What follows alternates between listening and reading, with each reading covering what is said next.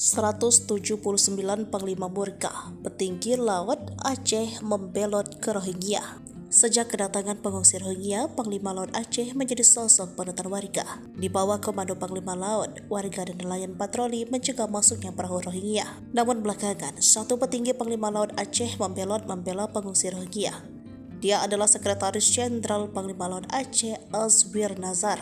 Azwir pun dibully habis-habisan karena membela pengungsi Rohingya. Saya dibully habis-habisan, jelasnya kepada Serambi.News.com 9 Desember lalu. Dahulu diceritakan orang-orang Aceh tidak masalah menerima pengungsi Rohingya. Namun akhir-akhir ini justru terbalik, dari yang dulunya simpati menjadi penolakan besar-besaran terhadap pengungsi Rohingya. Bahkan terjadi gerakan pengusiran organisasi internasional untuk imigrasi dan Komisioner Tinggi PBB untuk pengungsi dari Aceh. Berdasarkan pengalamannya di internal, ada 18 kabupaten dan 179 Panglima Laut LOK yang berhadapan langsung dengan Rohingya. Masyarakat di kampung pada dasarnya siap menerima, bahkan memberikan makan untuk pengungsi Rohingya hingga 3 hari. Namun persoalannya, pawang-pawang Panglima Laut di daerah dikenakan wajib lapor bila ketahuan ikut menolong Rohingya. Bahkan ada yang tidak bisa melaut hingga 2 pekan gara-gara persoalan ini.